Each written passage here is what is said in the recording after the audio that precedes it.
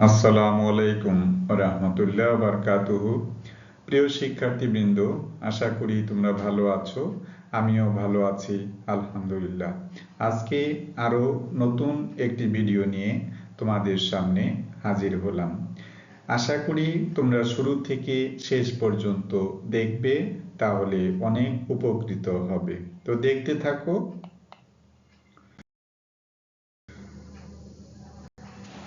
যদি তোমাদের কোনো প্রবলেম থাকে, অবশ্যই নিচে একটা কন্টাক্ট নাম্বার দেওয়া আছে হোয়াটসঅ্যাপে, 01711488315। অবশ্যই যোগাযোগ করো ইনবক্সে, আমি সেই প্রবলেমের সমাধানটা করে দেব।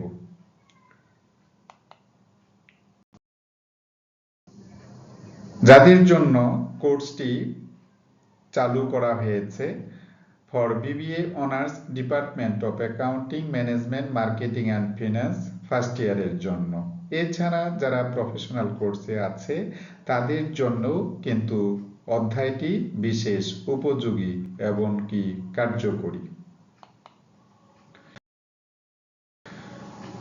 যারা ইন্টারমিডিয়েটে আছো ফার্স্ট ইয়ারে, তাদের এই অধ্যায়টি আছে, এবং যারা 2025 সালের পরীক্ষার্থী তাদের জন্য বিশেষ করে এই অধ্যায়টি প্রযোজ্য। এখানে জাস্ট একটা ওয়ার্ড লিখেছি, জাস্ট একটা নেরেশন বলতে পারো। The world is waiting for your brilliance, অর্থাৎ পৃথিবী তোমার মেধার জন্য অপেক্ষা করছে। অ্যান্ড ইউ, সেই ক্ষেত্রে তুমি কি করছো? You are made for this moment, অর্থাৎ তুমি এই মোমেন্টটি তৈরি করে রেখেছো যাতে পৃথিবী তোমাদের কাছ থেকে ব্রিলিয়ান্স কিছু আশা করে। ঠিক আছে, এটা জাস্ট একটা নেরেশন, উক্তি, অর্থাৎ আমি কেন স্টাডি করব, পৃথিবী আমাকে চায়, কিভাবে চায়, মেধা আকারে চায়।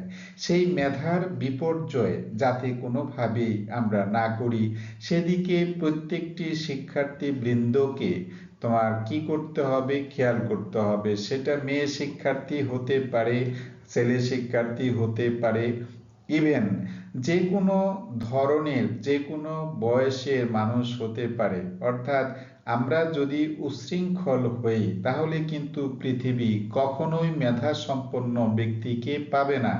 সেই ক্ষেত্রে তোমাদের সবাইকে সতর্ক থাকতে হবে। ইভেন আমাদের সম্পত্তি যেন আমাদের থাকে সেদিকে খেয়াল রাখতে হবে। আরেকটা বিষয়, সম্পত্তি কোনো রকমেই যাতে বিঘ্ন না ঘটে, এমনকি নষ্ট না হয়, সেদিকেও জাতি তোমাদের দিকে তাকিয়ে থাকে। এই জন্য প্রত্যেকটি কি বলবো শিক্ষার্থীকে একজন টিচার হিসেবে অনুরোধ করব, তুমি তোমার বেস্ট, অর্থাৎ তোমার যে দেওয়ার, জাতিকে গিফট করার, জাতিকে প্রদান করার, জাতিকে পুরস্কৃত করার অনেক ক্যাটাগরি তোমার ভিতরে আছে। সেই বিষয়টাকে তুমি ফুটিয়ে তুলো, দেখবে যে সবাই ভালো হবে, তাই না? আশেপাশে 10 জন যদি ভালো থাকে, 2 জন খারাপ থাকলে ওই ভালোর সাথে মিশে খারাপরাও কিন্তু ভালো হয়ে যাবে। এই জন্য তোমার জীবনের শুরু থেকে শেষ পর্যন্ত, তারপরে প্রত্যেকটা সময়কে, প্রতিটি মুহূর্তকে তোমার জীবনের ভালো কাজে ব্যয় করো, তাহলে তুমি কি হবে, ভবিষ্যতে সাফল্য অর্জন করবে, মাস্ট বি, এর মধ্যে কোনো সন্দেহ নাই, no doubt for this matter.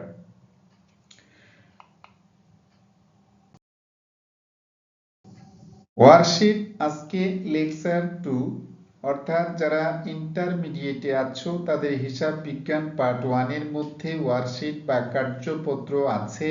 যারা বিবিএ অনার্স করতেছো তাদের ওয়ার্কশিট আছে।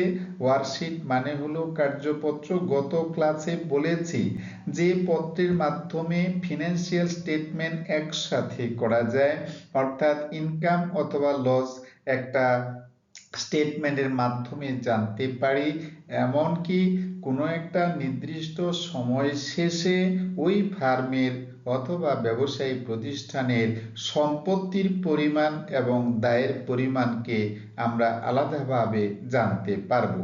তো আমরা বলতে চাচ্ছি যে ওয়ার্কশিট হচ্ছে এমন একটা ব্যবস্থা যে ব্যবস্থার মাধ্যমে একই সাথে বিভিন্ন ফার্মের বা বিভিন্ন প্রতিষ্ঠানের প্রফিট অথবা প্রফিট মানে প্রফিটটা কখন হবে, যদি ইনকামের পরিমাণটা বেশি হয় সেই ক্ষেত্রে প্রফিট হবে, আর যদি ইনকামের পরিমাণ কম হয় সেই ক্ষেত্রে লস হবে, এটাই স্বাভাবিক।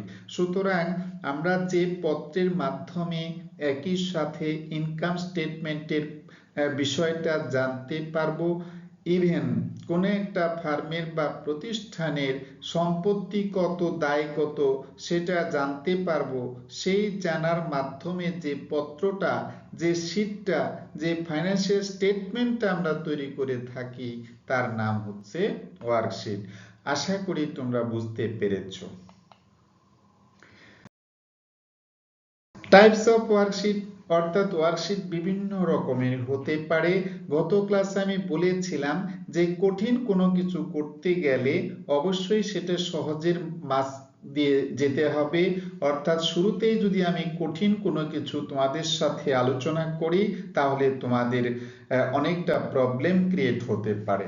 সেই বিষয়টাকে অ্যাভয়েড করার জন্যে আমি তোমাদেরকে সহজভাবে প্রথমে 6 কলাম ওয়ার্কশিট নিয়ে আলোচনা করতেছি। দেখো এখানে বলা আছে টাইপস অফ ওয়ার্কশিট, একটা হচ্ছে 6 কলাম ওয়ার্কশিট অর্থাৎ 6 কলাম বিশিষ্ট কার্যপত্র, 8 কলাম বিশিষ্ট কার্যপত্র, 10 কলাম বিশিষ্ট কার্যপত্র, 12 কলাম বিশিষ্ট কার্যপত্র। প্রিয় শিক্ষার্থীবৃন্দ, এই যে 12 কলামের ওয়ার্কশিট আছে এটা কিন্তু আসলে পরীক্ষায় খুব কম আসে। যেহেতু এটা কম আসে এই জন্য আমরা এটা আলোচনা পরে পরবর্তীতে হয়তো একটা লেকচার দিলাম যে কখন 12টা কলাম হয়ে থাকে ওয়ার্কশিটের জন্য। এছাড়া নর্মালি ইন্টারমিডিয়েট বলো অনার্স বলো 10 কলাম ওয়ার্কশিটটা সবচাইতে কি আসে, বেশি আসে।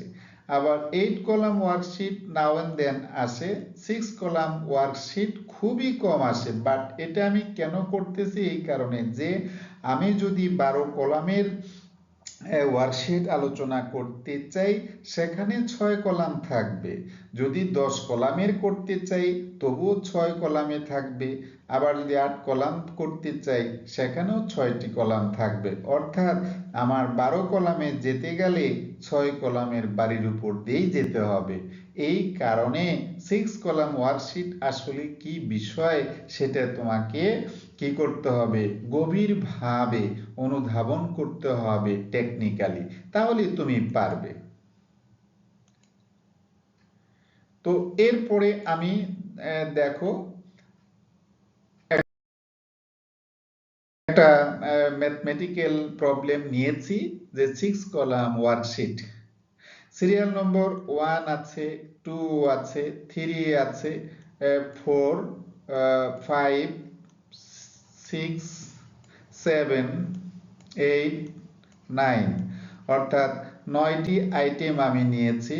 প্রথমে আছে ক্যাপিটাল, তোমরা জানো ক্যাপিটাল মানে হচ্ছে ক্রেডিট দায়, ড্রয়িং মানে হলো উত্তোলন ডেবিট, আর পারচেস মানে খরচ এটাও ডেবিট, সেলস মানে হচ্ছে তোমার ক্রেডিট, আবার পারচেস রিটার্ন মানে হচ্ছে ক্রেডিট, সেলস রিটার্ন হচ্ছে তোমার ডেবিট, মেশিন হলো সম্পত্তি, অ্যাকাউন্টস পেয়েবল মানে পাওনাদার দায়, বিল্ডিং হচ্ছে সম্পদ। এখানে একটু খেয়াল করো যে ক্যাপিটাল মানে হলো মূলধন, ড্রয়িং মানে উত্তোলন, পারচেজ হচ্ছে ক্রয়, সেলস মানে বিক্রয়, পারচেজ রিটার্ন ক্রয় ফেরত, সেলস রিটার্ন হচ্ছে বিক্রয় ফেরত, মেশিন হলো একটা যন্ত্র, অ্যাকাউন্টস পেয়েবল পাওনাদার, বিল্ডিং হচ্ছে কোনো একটা দালান। ঠিক আছে, তো এই যে আমি ডেবিট পাশে কিছু আইটেম নিয়েছি, ক্রেডিট পাশে কিছু আইটেম নিয়েছি, এখানে তোমরা একটু সতর্ক থাকবে। ক্রেডিট পাশে যারা আছে তাদের মধ্যে কিছু আছে আয়, কিছু আছে দায়। যারা আয় তাদেরকে নিব ইনকামের ক্রেডিট পাশে, যারা দেয় তাদেরকে নিব ব্যালেন্স শিটের ক্রেডিট পাশে। আর যেগুলো ডেবিট পাশে আছে, ডেবিট পাশের আইটেমগুলো থেকে কিছু আছে খরচ, কিছু আছে সম্পদ। যেগুলো খরচ তাদেরকে নিব ইনকাম স্টেটমেন্টে, আর যেগুলো আছে সম্পদ সেগুলো নিব ব্যালেন্স শিটে। আশা করি তোমরা বুঝতে পেরেছো।